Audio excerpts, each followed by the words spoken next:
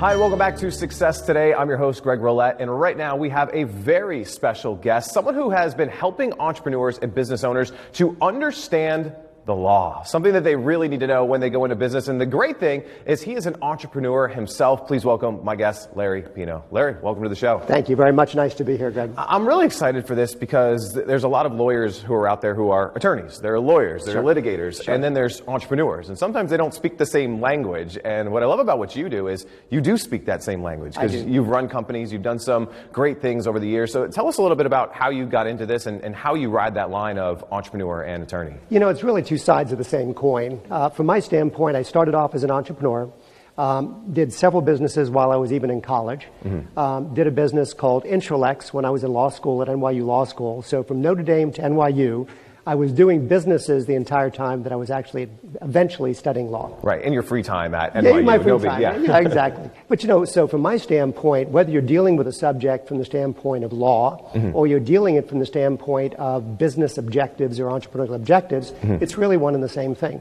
And you're right, I mean, there are lots of very fine lawyers, and there are lots of very fine business people, but it's always been an advantage from my standpoint to be able to do both of those and to see an issue or a problem or an opportunity from both perspectives. Yeah, now there's a lot of folks who, when they want to start a business, they rush into it, kind of ready, fire, aim. And sometimes they don't always set things up properly from the beginning, or they're just growing so quickly that they forget some of these things. What are some of the biggest mistakes you see business owners, entrepreneurs make from the jump? Yeah, and I think it's a great question because I have so many people come to me and they talk about it from the standpoint of how do I structure my business? Right. And structuring a business is important, but it's not the first thing.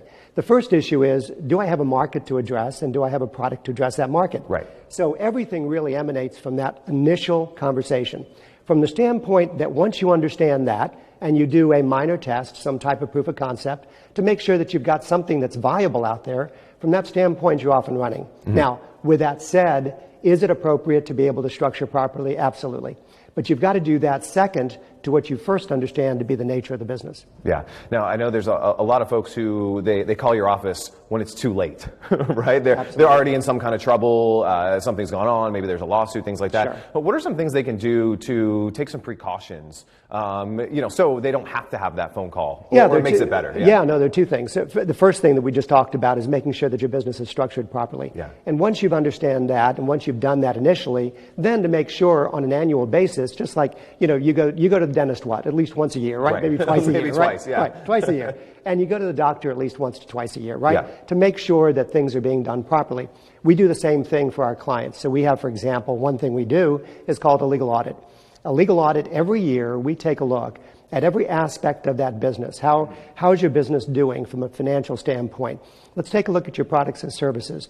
How are they actually identifying in terms of margins versus costs? Right. How is that related to the structure of the business that you've got? How about you as an owner of your business? How have you identified, for example, your own estate planning considerations? Yeah. Are you properly protected from an asset protection standpoint? And, life changes and circumstances change, environment changes. And as a result of that, you've got to make sure that your business is being modified and adapted in the same exact way. So we do that in the nature every single year, right around January, February. We do legal audits for all of our clients, and we provide an actual report that tells them all of those things. That's one way to make sure that you're staying on top of it. Now, is that probably one of the first things that a business can do when they contact you, is kind of go through that audit process, just see where they're at, right? Absolutely. Just like like you said, going to the doctor, getting that checkup. Well, you know what? And it's interesting, again, because the perspective is both law and business. And so I had somebody contact me in some state, because my practice is basically nationwide. Yeah. And he came to me from the standpoint of making sure that his business was properly structured. And I said, fantastic. Can you do me a favor if you don't mind? Can I see your financials?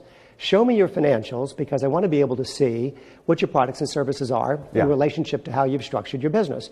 He sent me those, and the very first aspect of what I went back to was an understanding that he was producing some 90% of his profit, and yet from one particular segment of the business, but most of the expenses were coming from another segment of the business. Yeah. And so it became very apparent to him that there was some restructuring that had to be done on the product and service line before we even talk about the entities that are involved. So with that, when they first talk to me, they usually talk to me about the business in general. Yeah. I get an understanding of do they have one entity? Do they have a management entity and an ownership entity? How do they handle their IP? Is their IP being licensed to the holding company, which is really the way it should be? Right. And so part of that is understanding the business first. And then once you understand the business, make sure that you understand what the objectives of the entrepreneur or the owner are. And then from there, make sure they've got a structure for the business which is aligned to what they want to achieve. Now, this sounds really unique to me because it almost sounds like you're operating as a business coach, not something that most people would think when they're talking to a business attorney. And, Sure. you know, some of the things we were chatting before we went live today is the difference between just a business attorney and someone who understands, you know, the business needs of an entrepreneur. So talk about a little bit of Yeah, that it's very difference different, there. right? So, I mean, typically when you have a business, you know, they've got a particular model, and it might be that they've got a franchise. And of course, with a franchise, that's always helpful because they've got a business model that has some predicate attached to it, right? But on the other hand, an entrepreneur is fundamentally involved with a creative process of creating products and services that don't exist for a market which may not exist. And so what you're attempting to do is to be able to put those things together in a cogent way and make sure that you have marginalized as much as possible your risk of failure so that you have excess money available to be able to get to the finish line with that particular creative process, right? An entrepreneur is in a creative mode virtually all the time. Right. And even after a startup, that entrepreneur, unlike most established businesses that are out there, and I don't represent the big companies, I represent entrepreneurs. They might be doing 50 million a year, they might be doing 5 million a year, they might be doing 50,000 a year at their start. Right. But these are private people.